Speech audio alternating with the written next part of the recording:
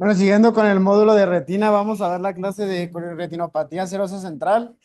Este, para empezar, pues vamos a empezar hablando de la definición. La retinopatía serosa central se define como un desprendimiento de la retina neurosensorial causado por la acumulación de líquido seroso entre los segmentos externos de los fotorreceptores y el epitelio pigmentario de la retina. Vamos a recordar que esta es una entidad corioretiniana que se asocia a un desprendimiento de retina seroso, como también a un desprendimiento del epitelio pigmentario de la retina. Vamos a ver que vamos a encontrar engrosamiento coroideo. Va a estar asociada a una hiperpermeabilidad de la coroides, una sobrecarga venosa. Se dice que hay una o más áreas de fuga desde la coroides y normalmente se ha visto que está asociado a personas tipo A o con estrés. Hablando un poco de historia, se empezó a describir más o menos en 1866, cuando se describió una retinitis luteínica central recurrente. En el 1937 ya se definió una retinitis central capiloespástica. En 1940 se da la primera descripción de la retinopatía serosa central, en donde se asociaba a espasmos de vasos retinanos y ya se hablaba de una relación de hombre a mujer, más o menos de una presentación de 10:1 respectivamente. En 1965, Alfred la relaciona con la angiografía y encuentra que hay una asociación entre el líquido y la fuga del EPR y no de la retina. Y ese es también 1967, cuando Donald Gass ya define propiamente parte de la patología, en donde describe que se originaba a partir de la coroides por un aumento de la presión hidrostática y una hiperpermeabilidad de la coroides. Y en el 2020, CAI colaboradores eh, contribuyen a esta descripción de la patología, donde dicen que hay una hiperpermeabilidad de la coroides y una disfunción del EPR. Bueno, como ya dijimos anteriormente, esta patología forma parte del espectro de los trastornos del espectro paquicoroideo, que son trastornos retinianos relacionados con cambios coroideos estructurales y funcionales. Son prácticamente 6 patologías que forman parte de este espectro, en las que vamos a ver que está la retinopatía central, la epitelopatía pigmentaria coroidea, la neovascularización paquicoroidea, la neovascularización tipo 1, excavaciones focales coroideas y el síndrome de paquicoroideo peripapilar. Los valores normales de la coloides en la literatura se describen que rondan entre 150 y 350 micras. Valores por encima de estos, ya estamos hablando de que hay una disfunción o un engrosamiento de la coloides. Y cuando hay estos paquivasos es cuando hay una dilatación de la capa de Haller, de los vasos de la capa de Haller. Bueno, en epidemiología se ha descrito que esta entidad se desarrolla sobre todo en hombres en una edad entre 20 y 50 años. La relación hombre-mujer varía según la literatura de 3:1 o de 6:1. Es la cuarta retinopatía quirúrgica más común asociada con fuga de líquido. No quirúrgica asociada con fuga de líquido, seguida de retinopatía diabética, degeneración macular y obstrucciones venosas. La incidencia anual se estima que para hombres es de 27 sobre cada 100,000 habitantes y de mujeres de 15 sobre 100,000.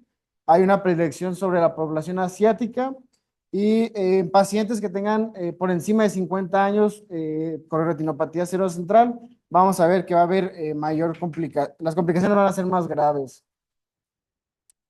Bueno, esta revisión buscaba justamente a nivel global describir la incidencia en el 2025, 2030, 2040, 2050 de la población. Se basó en 7 estudios con un total de 324,000 personas y se encontró que una incidencia, el grupo de incidencia mayor rondaba de los 40 a 49 años, 71,8 por cada 100,000 habitantes, seguido el grupo de 50 a 59 años y 30 a 39 años.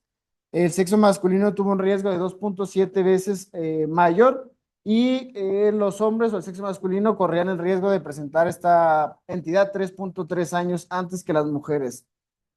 A nivel estadístico, se dice que para el 2025, a nivel mundial, va a haber 1,900,000 casos nuevos y para el 2050, 2,400,000 casos nuevos. Y en México, para el 2025, 31,000 casos nuevos y para el 2050 40,000 casos nuevos.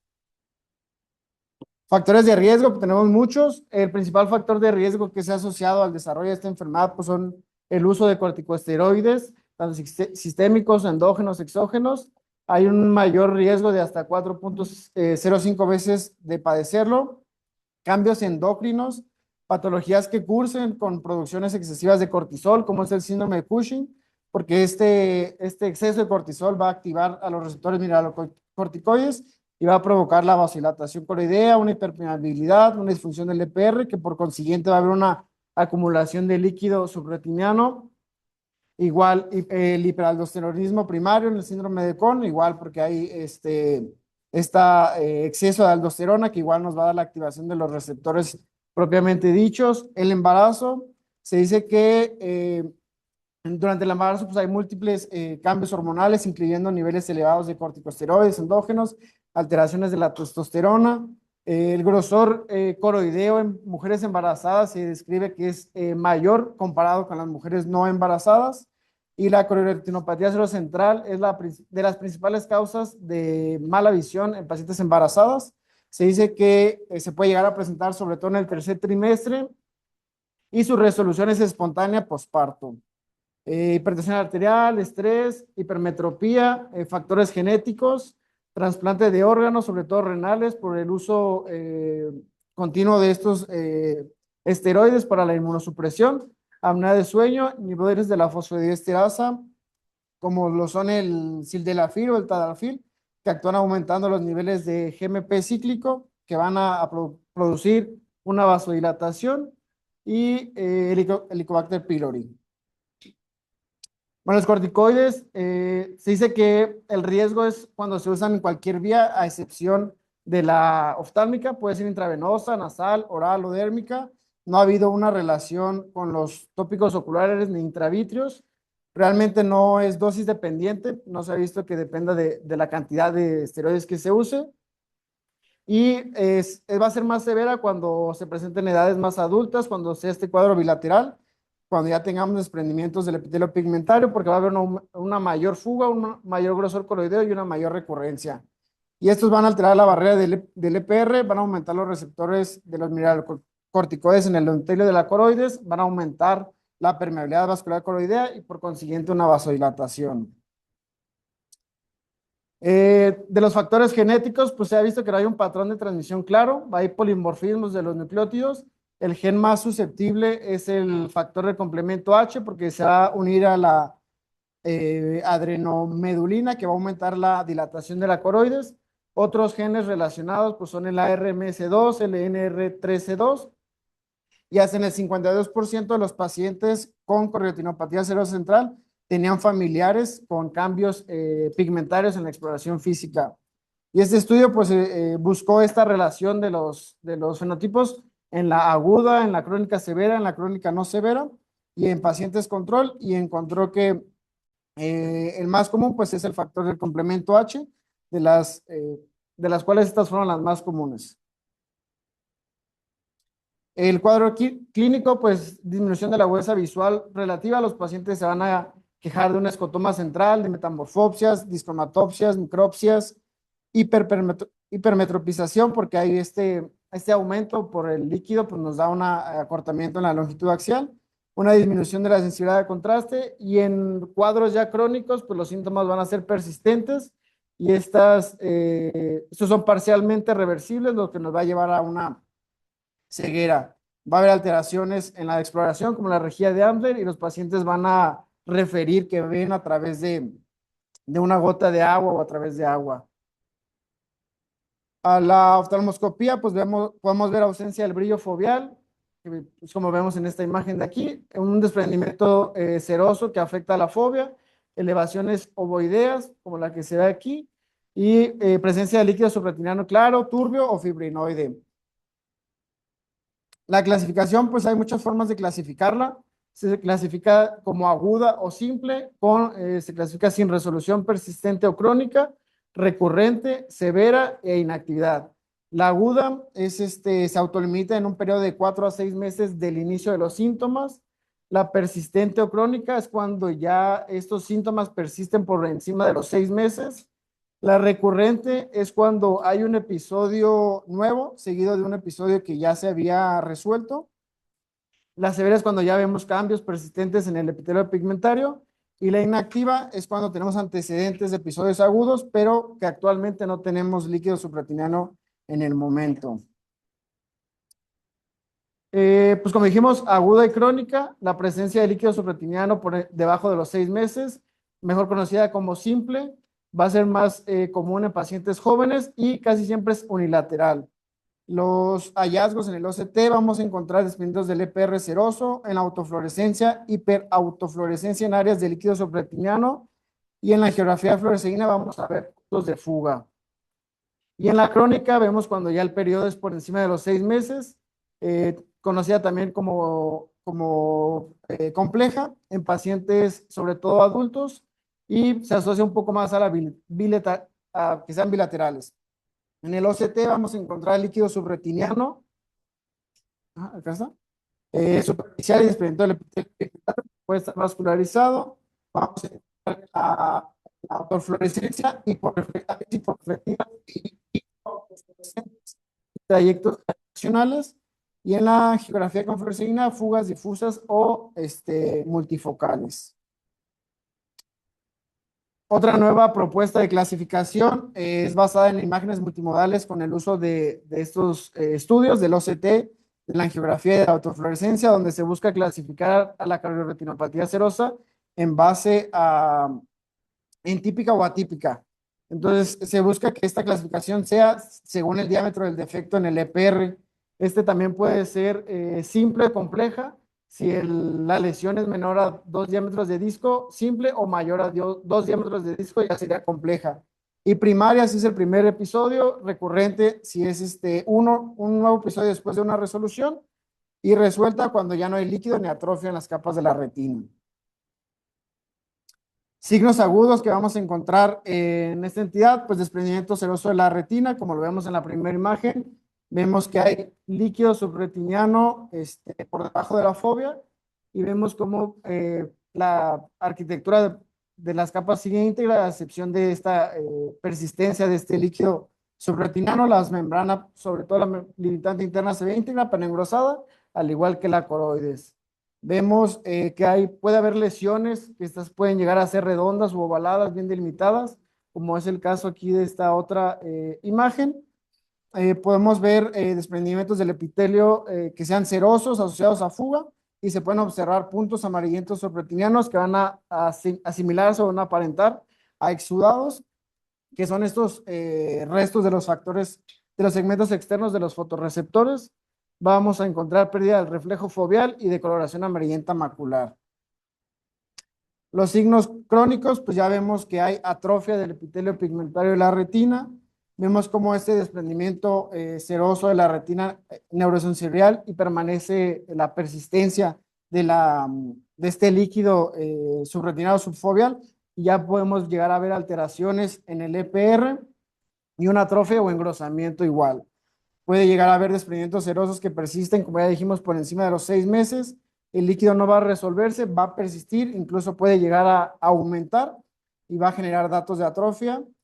Puede llegar a haber edema macular quístico, como lo es en esta otra imagen, en la que vemos ya un desprendimiento seroso más amplio, que ya está asociado a cambios degenerativos de la retina, incluyendo pues este edema. Vemos como ya hay una pérdida de la arquitectura de las capas de la retina, que ya es compatible esto con una corretinopatía cerebral central crónica.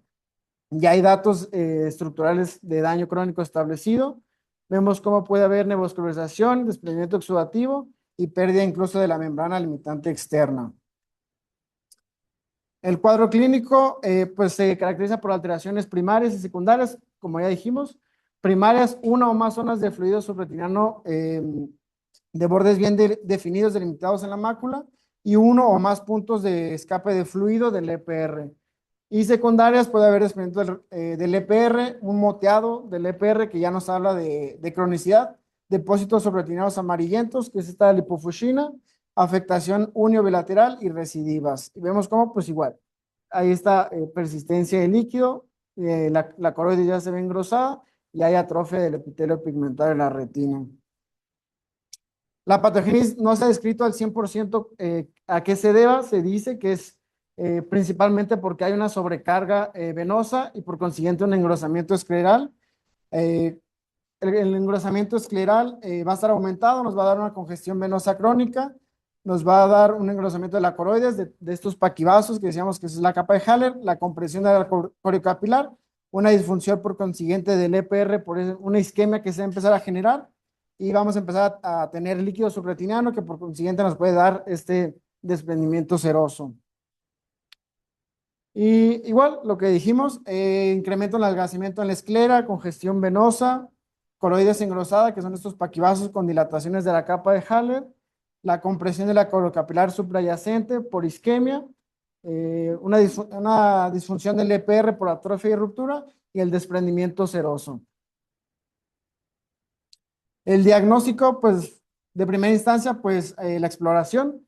Podemos auxiliarnos de estudios, sobre todo, por ejemplo, del OCT, donde ya vamos a empezar a ver puntos de hiperreflectividad, elongación de los segmentos externos, líquido subretiniano, ausencia o erosión, desprendimiento del EPR y grosores aumentados, y ya puede haber el desprendimiento del EPR. Vemos como en la imagen, igual, hay un desprendimiento seroso de la retina neurosensorial con líquido subretiniano. Vemos como ya hay puntos hiperreflectivos intrarretinianos y subretinianos y engrosamiento coroideo. Y en la imagen inferior vemos como ya hay una resolución de la arquitectura, pero permanece este engrosamiento de la coroides. Otro de los estudios es la autofluorescencia en fondo de ojo. Podemos llegar a ver una distribución de la lipofuscina en el EPR. Es un estudio no invasivo. Vemos que puede llegar a haber áreas focales de hipoautofluorescencia hasta en un 70, un 100%. Vamos a ver desprendimiento seroso de la retina como puntos hipoautofluorescentes. Y cuando veamos una hiperautofluorescencia, va a ser el efecto de desencaramiento. En la imagen superior vemos cómo hay estas áreas de hipoautofluorescencia que corresponden a las áreas donde hay zonas de líquido subretiniano, y en la imagen inferior vemos cómo hay estas áreas de hiperautofluorescencia que son secundarias a la acumulación de la lipofuscina, que es el efecto de desenmascaramiento por una disfunción del EPR. La angiografía fluoresceínica, en fases tempranas se va a identificar un punto de hiperfluorescente focal, que es el que nosotros llamamos como hotspot, que corresponde al sitio de fuga a nivel del epitelio pigmentario de la retina, que viene siendo este. Vemos cómo está este único punto, que es el hotspot, donde se está fugando este líquido. En fases intermedias vemos el signo de humo de chimenea, que es el que está en esta siguiente imagen. Vemos cómo se observa este patrón característico con una difusión vertical del contraste, y en fases tardías, que es el signo de la mancha de tinta, que ya nos habla de una expansión progresiva de la hiperfluorescencia. La angiografía con verde de indocianina nos va a ayudar para visualizar el retardo del llenado de la coroides. Sí, Nos va a ayudar con doctor, si en algún examen le preguntan el signo fluorangiográfico, va a ser el de la chimenea, ¿eh? Es el que le van a preguntar. Ajá. Más dato curioso. Una dilatación vascular, las placas hiperfluorescentes en etapas tardías y una membrana vascular oculta.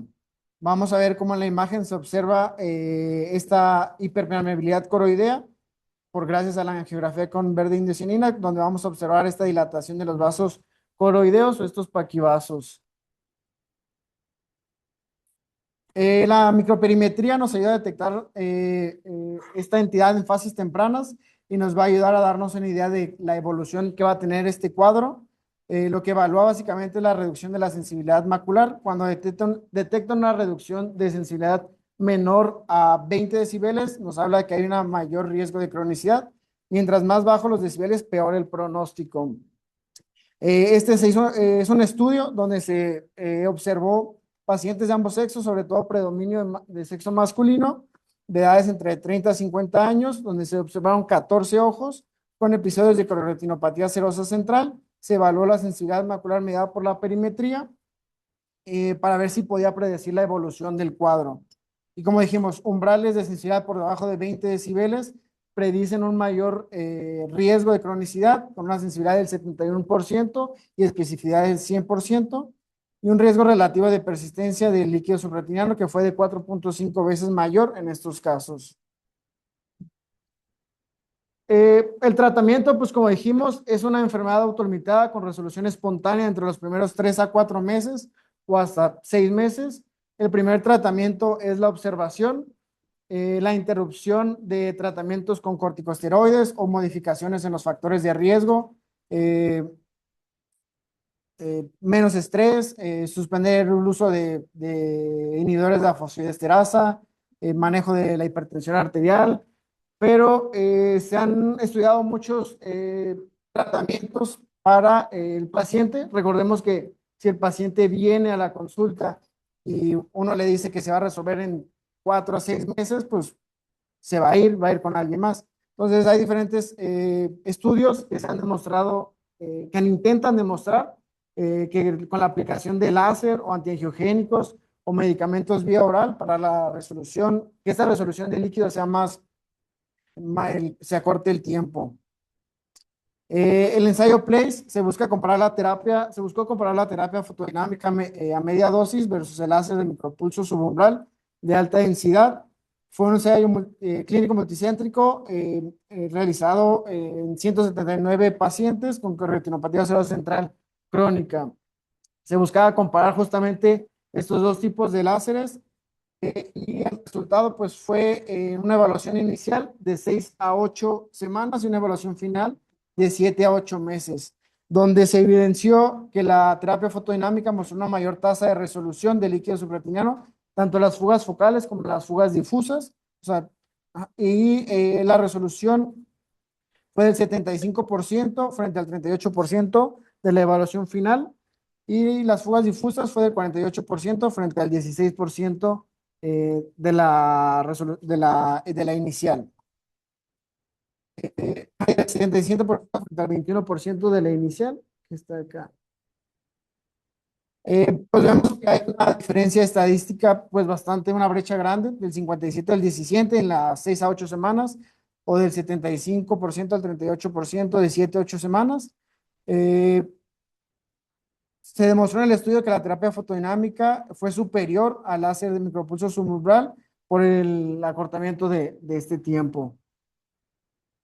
Luego este otro estudio, el PACORES, mostró, comparó el uso del láser micropulsado amarillo versus la terapia fotodinámica con verteporfina dosis media.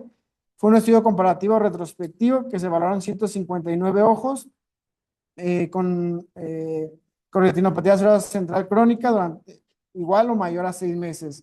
Se comparó el láser en 92 ojos frente a la terapia fotodinámica en 67 ojos. El objetivo pues fue evaluar los resultados anatómicos y funcionales y comparar pues el uso de estas dos terapias.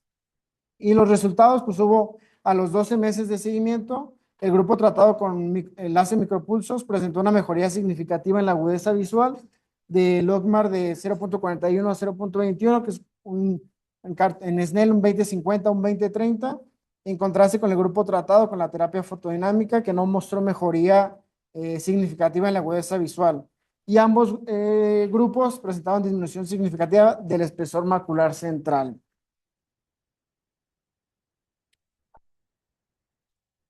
Y eso fueron la programación del láser. Ventajas y desventajas de la fotocoagulación térmica con láser. Pues ventajas, no hay una resolución espontánea. Si no hay una resolución espontánea en 3 meses se puede aplicar. Aplicaciones directas en sitios de fuga, tratamientos en cuadros recurrentes y un aumento en la reabsorción. Desventajas, pues que nos pueden condicionar un escotoma permanente por daño térmico a la retina, membrana neovascular coroidea y que no mejoran la agudeza visual final, sino que previenen la recurrencia. Ventajas y desventajas del láser micropulsado, pues ventajas que estimula la bomba iónica del EPR para favorecer la reabsorción de líquido subretinano evita daño térmico de la retina neurosensorial y de los fotorreceptores y es útil en pacientes jóvenes. Desventajas, pues es que es dosis dependiente, hay que tener un entrenamiento porque pues no dejamos de dar láser próximo o muy próximo a la mácula. Y si el líquido es crónico, pues es gran volumen, hay que estar haciendo diferentes eh, episodios de láser. Tratamientos vía oral, se ha visto que los pacientes que presentan la coroides engrosada con estos paquivasos se sugiere que es por el estado de hiperpermeabilidad coroidea. Los activadores de los receptores de mineralocorticoides, que son los que hablábamos, van a inducir esta vasodilatación. Por lo tanto, una inhibición en esta vía va a prevenir, o se cree que va a prevenir el engrosamiento de la coroides, por lo que se sugiere se sugiere el uso de antagonistas de los receptores de los mineralocorticoides, como lo es el caso de la espironolactona o la eplerenona, que son fármacos que van a bloquear el efecto de la aldosterona con el objetivo de reducir esta hiperpermeabilidad coroidea. Se ha visto que el uso de espironolactona a dosis de 25 miligramos cada 24 horas por una semana o incluso escalarlo a 50 miligramos cada 24 horas por 3 meses ha visto una reducción significativa en la acumulación de este líquido. En este ensayo, el ensayo Spectra, su objetivo fue comparar la eficacia y seguridad de la terapia fotodinámica a media dosis guiada por angiografía frente al uso de esplerenona oral. Se dio este estudio en 107 pacientes y la dosis de la esplerenona fue de 25 miligramos diarios. Como resultado, vimos que a los 3 meses del seguimiento, el 78% de los pacientes tratados con terapia fotodinámica presentaron resolución completa o casi completa de líquido subretiniano, en comparación a solamente el 17% de los pacientes con terapia vía oral con eplerenona. Y este ensayo, el ensayo BICI, buscaba comparar la eplerenona oral contra, contra el placebo. Se dio una dosis inicial de 25 miligramos al día durante una semana y posteriormente se escaló a 50 miligramos versus pacientes que se pusieron en el grupo control de placebo con un seguimiento a 12 meses. Como resultado, pues no hubo una diferencia significativa en la agudeza visual, la resolución del líquido subretiniano ni en el grosor macular entre ambos grupos. Recordemos que es una entidad que con el tiempo también se va a resolver de manera sin tratamiento, entonces en este estudio no se vio una diferencia significativa entre el tratamiento vía oral con la libre evolución. Otro tipo de tratamientos pues son los antiangiogénicos. Se ha visto que últimamente se han estado usando aplicaciones de antiangiogénicos en correretinopatía serosa central. Este estudio buscaba determinar si el uso de antiangiogénicos mejoraba los resultados visuales y anatómicos en comparación con la observación. Se aplicó anti-VEGF del bevacizumab de 1.25 miligramos, una dosis, una aplicación o múltiples dosis contra la observación. Y como resultado no se encontró diferencias significativas en la agudeza visual corregida a los 6 meses del estudio en los grupos tratados con VEGF y los de observación. El grosor macular central en la enfermedad aguda se observó con una mayor reducción en el grupo de observación, mientras que la enfermedad crónica sí tuvo una reducción en los pacientes tratados con anti-VEGF. Esta otra tabla busca comparar diferentes estudios que aplican anti-VEGF desde una dosis hasta múltiples dosis, una mensual hasta 3 meses en grupos de edades pues, diferentes que van desde los 30 hasta los 50 años en diferente cantidad de pacientes, donde se hicieron la mayoría de todos estos seguimiento a los 6 meses y como un conjunto de todos estos se concluyó que hubo una resolución completa del líquido subretiniano al final del seguimiento en un 13% de ellos. Y la agudeza visual mejoró clínicamente de un 20/50 a un 20/30.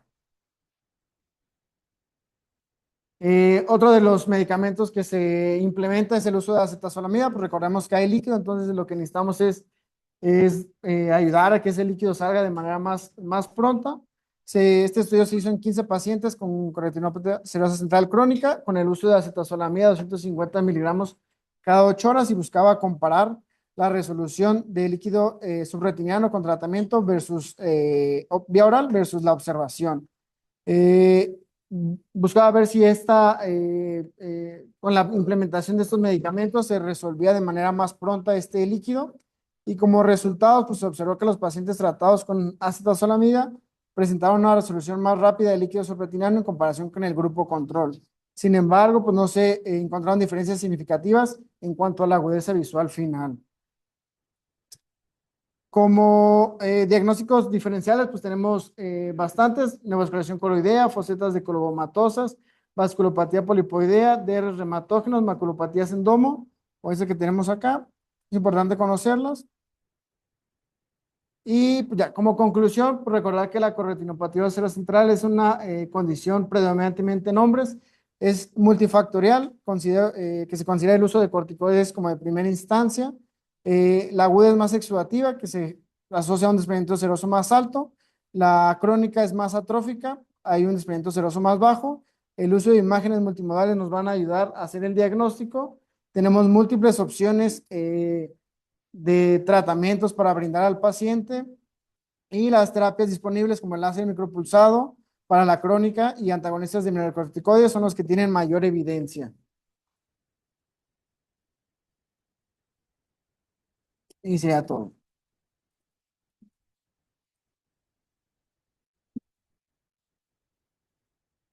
Dale para atrás, Julio. Los diagnósticos diferenciales.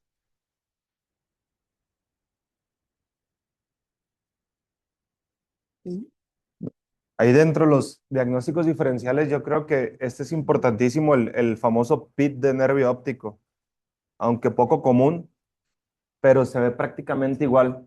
La diferencia es que si ustedes enfocan el OCT hacia el nervio óptico, se van a dar cuenta que el líquido subretiniano abarca desde el nervio óptico hasta la parte macular, foveal o donde quieran, ¿no?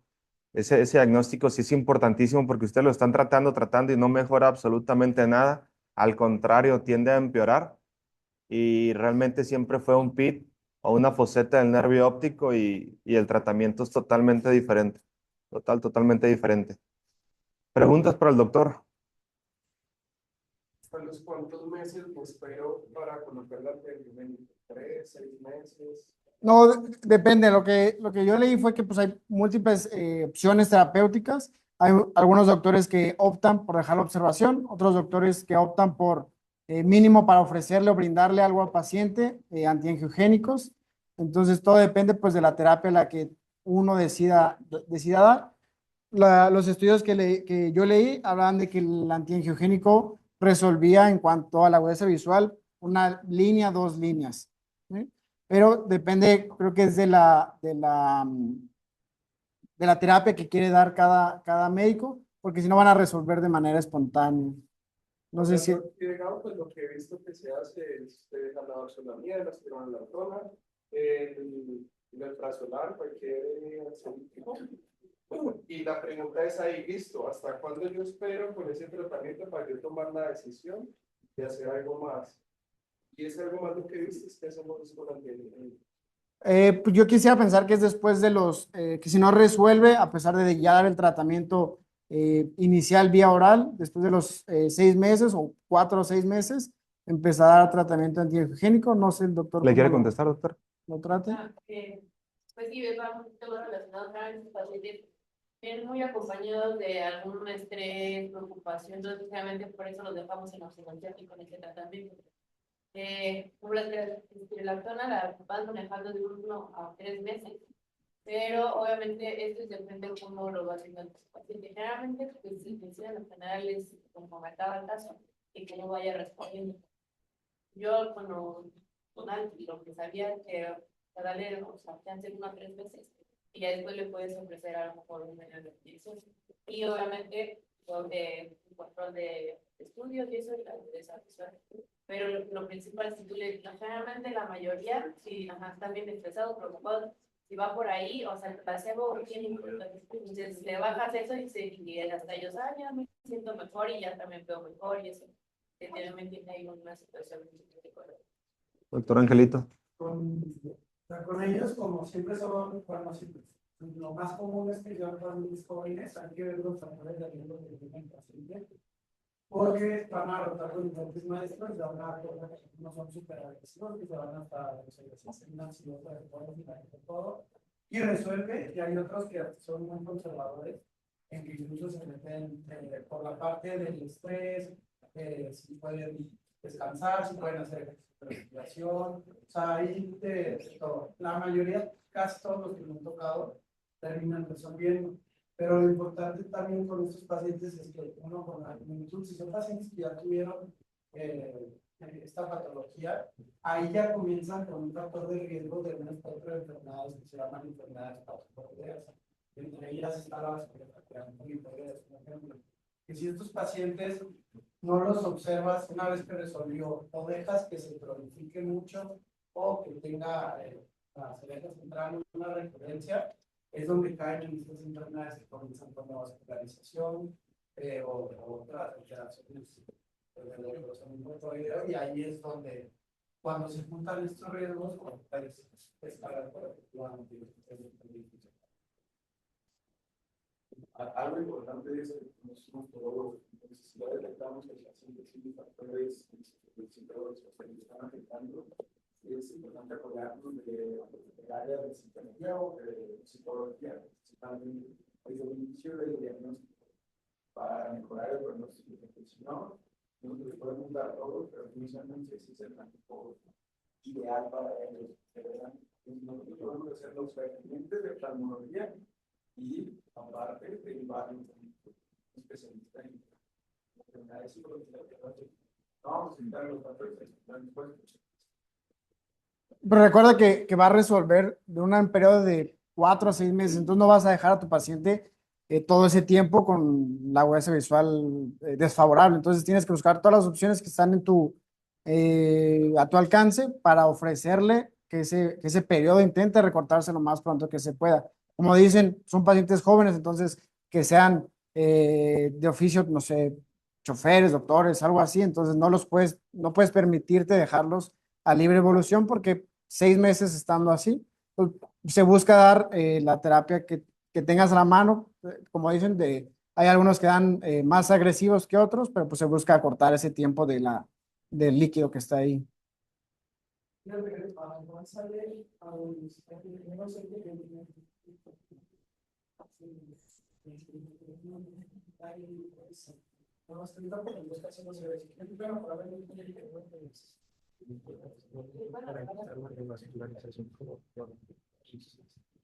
Un doble. Saca líquido. No es para evitar más.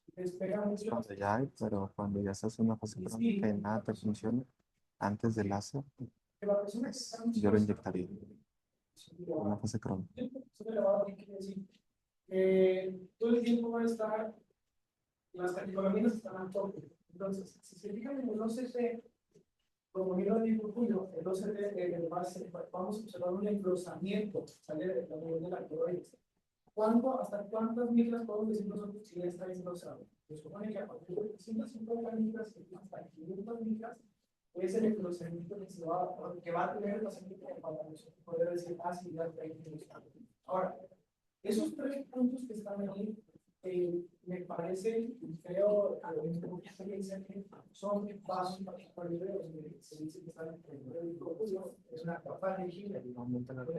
Este engrosamiento de los vasos es lo que terminan haciendo. Aumentan la presión hidrostática a nivel de la tiroides y vencen lo que es la función de la barrera de liquidez. Por eso empieza a haber una extravasación, una transformación de líquidos que vemos nosotros ahí abajo de las capas de la cancha. Entonces, en general, en el biológico, esta es una enfermedad que se pone en los trastornos parkinsonianos, que se básicamente por una permeabilidad, exacto, una hiperpermeabilidad. Ahora, el tratamiento está muy bien. Si nosotros sabemos también que esto se da por el aumento de las catecolaminas, lo que genera una vasodilatación, y si sabemos nosotros que estos vasos tienen receptores beta adrenérgicos, también por eso vamos a encontrar que en los diferentes manejos de los receptores nuevos que se encuentran en estos casos, también les van a agregar lo que es el timolol. Okay. No es, el timolol no es un medicamento de primera línea en estos casos, pero si sabemos que tenemos conocimiento podemos concluir que si el timolol está bloqueado, va a tener estos vasos y va a reducir el calibre. Entonces vamos a ayudar todavía un poquito más a si se reduce el calibre, la presión hidrostática disminuye y la por lo tanto la hiperpermeabilidad en estos pacientes.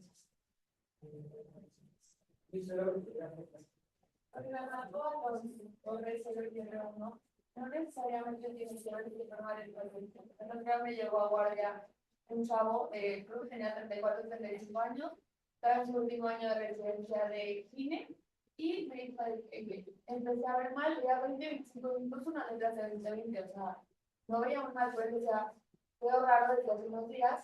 La semana pasada estuve en los de Vallarta, que no nos dejaban salir, no sé qué, no sé qué, no sé qué, y aquí, el libro que era una rehabilitación nacional. O sea, no se esperan a que el paciente de verdad vea mal. Puede ser un 20-25, un 20-20 que lo tenga. No es tan común, pero pues sí puede pasar. Y va a llegar a base de joven, estrés, no sé qué, como todas las que yo he visto, me toca algo así. Ahí con que el paciente diga algo raro, que aunque vea bien, probablemente dice que algo raro, o sea, de ahí se puede imaginar en todas las actividades como la Pues lo que realidad.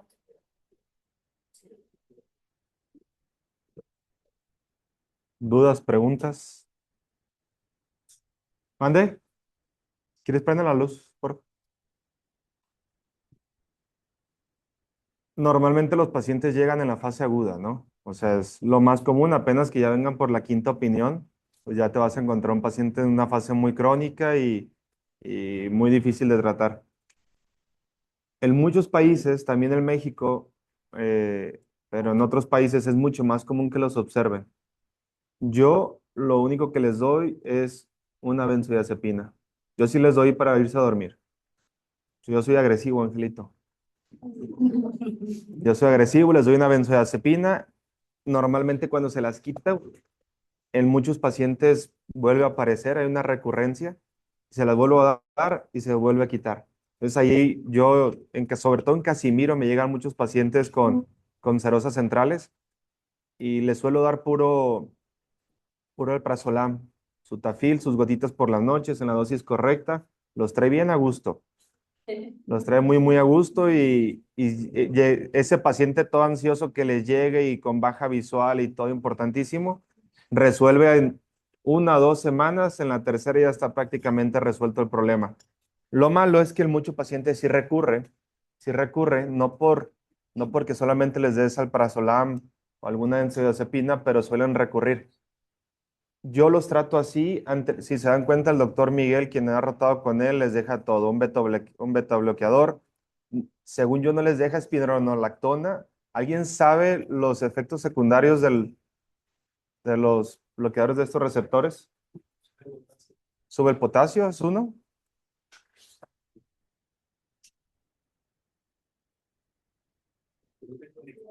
Ginecomastia también. Otro efecto secundario por la alteración hormonal. Totalmente de acuerdo. Creo que ahorita hablaste sobre los beta bloqueadores. Sí, ¿verdad?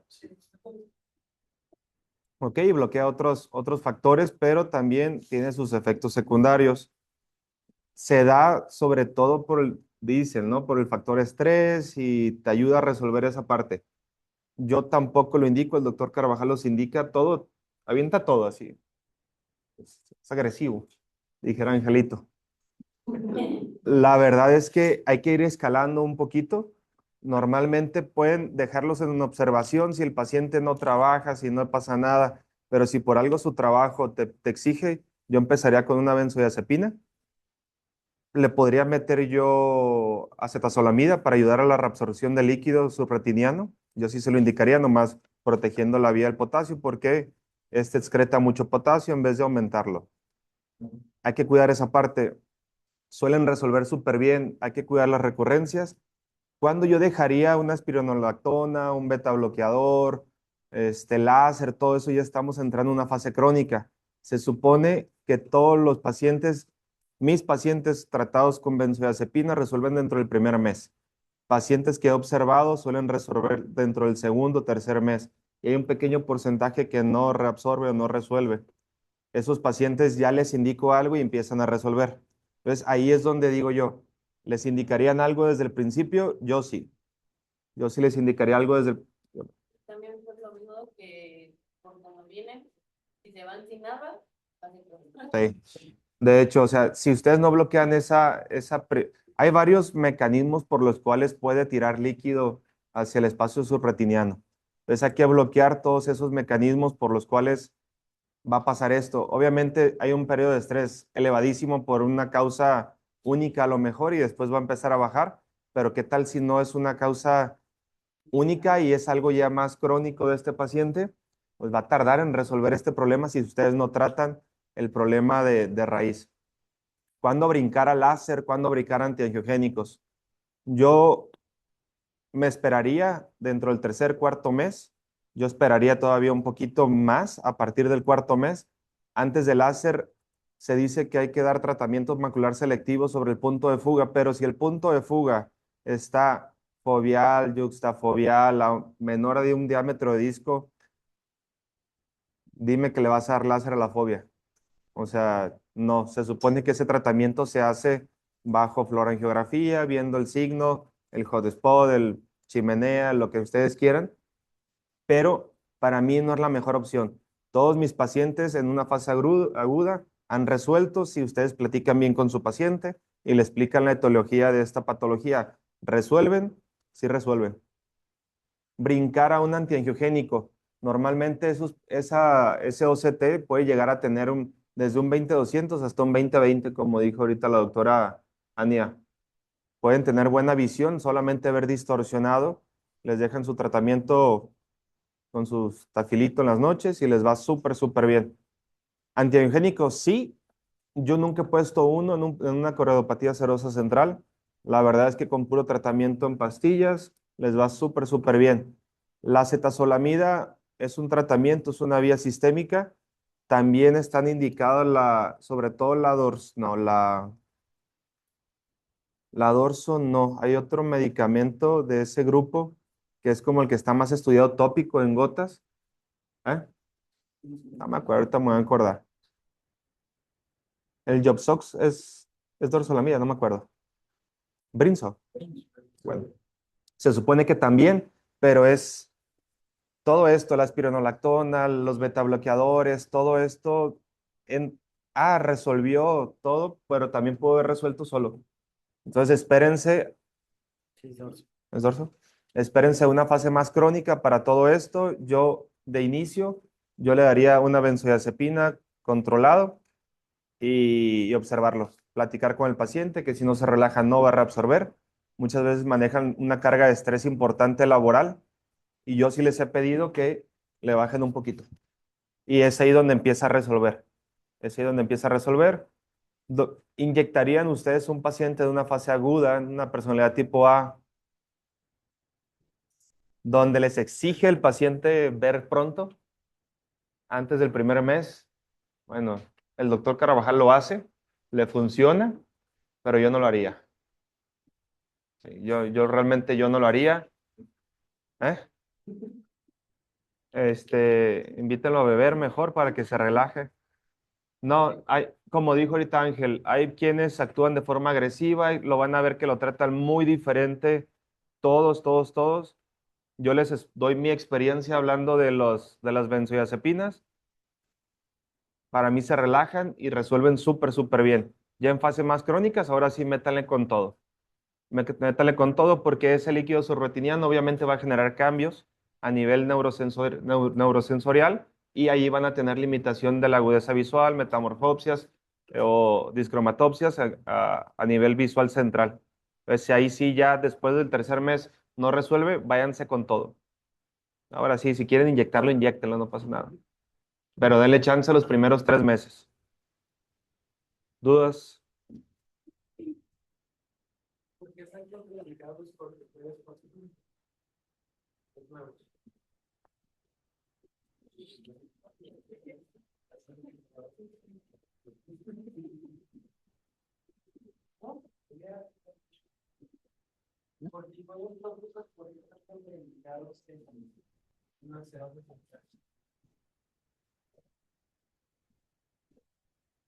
¿Qué es lo que queremos con el objetivo? Bajar que el cortisol. ¿Y qué hacen los corticoides? Entonces, por eso están contraindicados por el cortisol.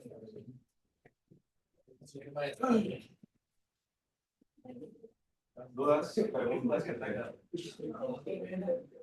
Muy bien para los dos.